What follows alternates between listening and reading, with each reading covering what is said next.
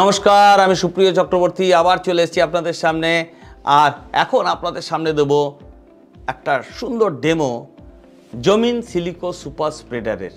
বিভিন্ন রকমভাবে ডেমো দিয়ে আমি আপনাদের সামনে এটা তুলে ধরব যে যদি আপনি গাছের পাতার উপরে যেটা স্প্রে করেন, অর্থাৎ যে জলটা স্প্রে করেন যার ভিতর কীটনাশক রয়েছে, ছত্রাকনাশক রয়েছে বা সার রয়েছে, সেটা যখন স্প্রে করলেন, স্প্রে করার পর গাছের পাতার উপর যে বিন্দু বিন্দু আকার ধারণ করে ওই জলগুলি এবং অবশেষে মাটিতে পড়ে যায়, পড়ে গিয়ে কৃষকের 80% নষ্ট হয়, সেটা আপনারা জানেন।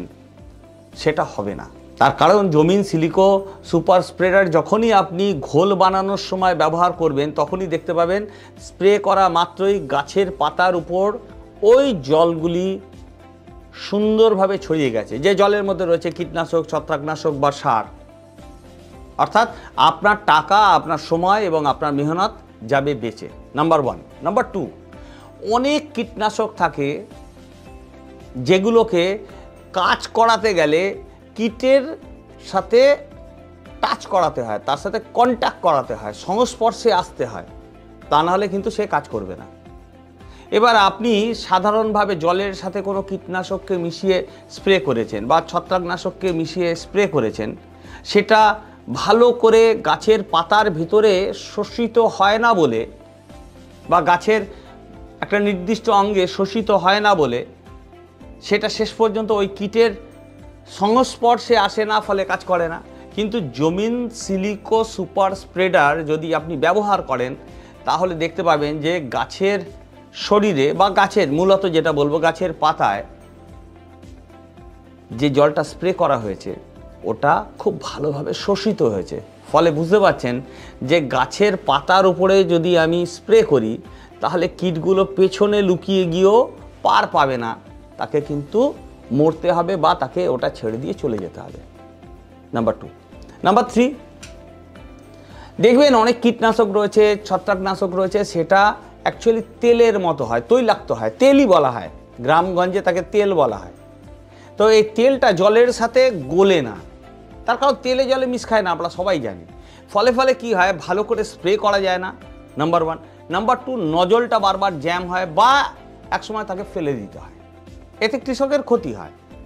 যদি জমিন সিলিকো সুপার স্প্রেডার আপনি ব্যবহার করেন তাহলে নজলটা বারবার জ্যাম হবে না এবং ফেলেও দিতে হবে না, তার কারণ আপনি ব্যবহার করেছেন জমিন সিলিকো সুপার স্প্রেডার। ফলে তেলটা ভেঙে গেছে এবং জলের সাথে সে এবার আরও বেটার ঘোল বানাতে পারবে।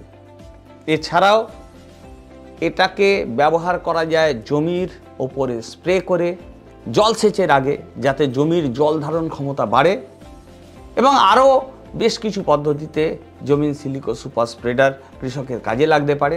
এখনও পর্যন্ত যা যা বললাম, চলুন সেটা আমরা করে দেখি। নাম্বার 1, আমি যেটা বলেছি সেটা হচ্ছে যেটা খুব চটজলদি ছড়িয়ে যায়। চলুন আমরা দেখি এটা চটজলদি সুন্দরভাবে ছড়িয়ে যেতে সাহায্য করে কিনা। এই ডেমোটা দেখাতে আমার যেটা লাগবে সেটা হচ্ছে এরকম একটা ড্রপার, বা এত বড় ড্রপার না হলেও হবে, ছোট একটা ড্রপার হলেও হবে, যে কোনো একটা ড্রপার। নাম্বার 1, এরকম একটা কার্ডবোর্ড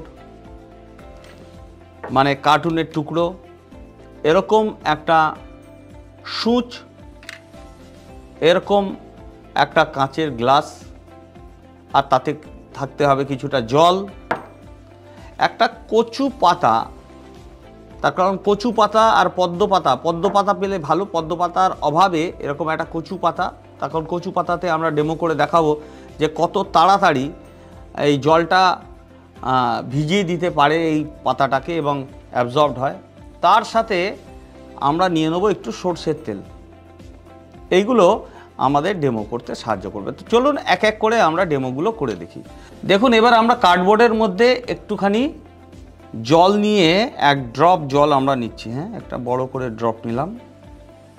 এবার দেখতে পাচ্ছেন এই জলটা কিন্তু, যদিও জলের ধর্ম ছড়িয়ে যাওয়া, কিন্তু জলটা একই রকম রয়েছে, তার কারণ সারফেস টেনশনের জন্য এরকম হয়। এবং গাছের পাতার উপরেও এই যে জলগুলি বিন্দু বিন্দু আকার ধারণ করে, তার কারণ সারফেস টেনশন। এবার সারফেস টেনশনটা কীভাবে ভেঙে দিচ্ছে জমিন সিলিকো সুপার স্প্রেডার। দেখুন আমি কি করলাম, আমি জমিন সিলিকো সুপার স্প্রেডারের মধ্যে আমাদের এই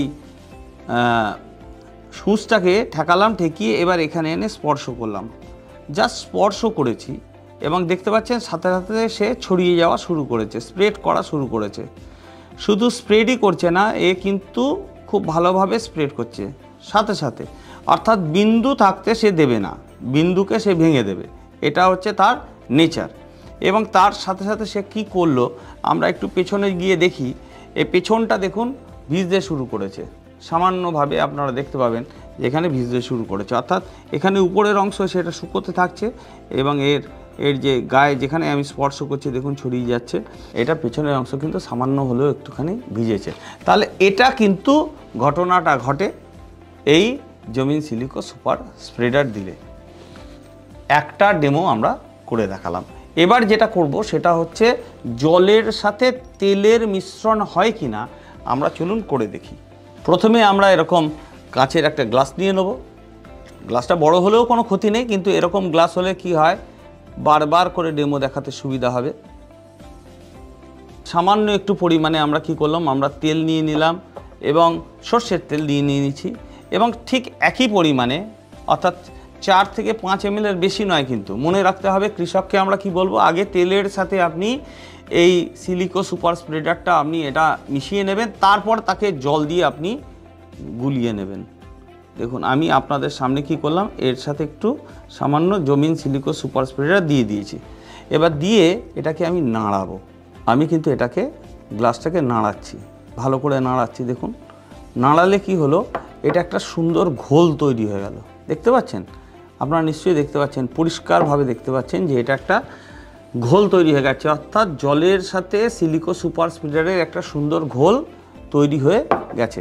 এরপরে যদি আমরা এর সাথে জলকে দিই, অর্থাৎ তেলটাকে সে ভেঙে দিয়েছে, ফাটিয়ে দিয়েছে, এরপরে যদি আমরা জল ব্যবহার করি তাহলে কিন্তু সে জলের সাথে আরেকটু বেটারভাবে সে মিশে যাবে। আপনারা দেখতে পাচ্ছেন এটা এরকমভাবে করে মিশে গেছে, রাইট।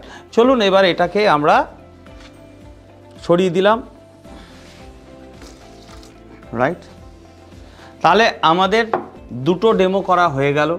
এবার আমরা ডেমো করে দেখব গাছের পাতার উপরে। আমরা যেটা বলিনি সেটা এখন বলছি, সেটা হচ্ছে যে জমিন সিলিকো সুপার স্প্রেডার যদি আপনি জলের সাথে মেশান তাহলে সে পদ্ম পাতাকেও ভিজিয়ে দিতে পারে। আপনারা জানেন পদ্ম পাতা বা এই জাতীয় কচু পাতাতে জলের কোনো দাগ থাকে না, জলের কোনো দাগ থাকে না। আপনারা দেখতে পাচ্ছেন জলের কোনো দাগ থাকছে না, জল যেরকম রয়েছে সেরকমভাবেই থাকে, জলের কোনো দাগ এতে পড়ে না, জলের কোনো দাগ এতে থাকে না। এই দেখুন জলটা যদি আমি একটু নাড়িয়ে দিই বা কিছু হয় তাতে, আপনারা জানেন এটা এরকমভাবে ঘটে।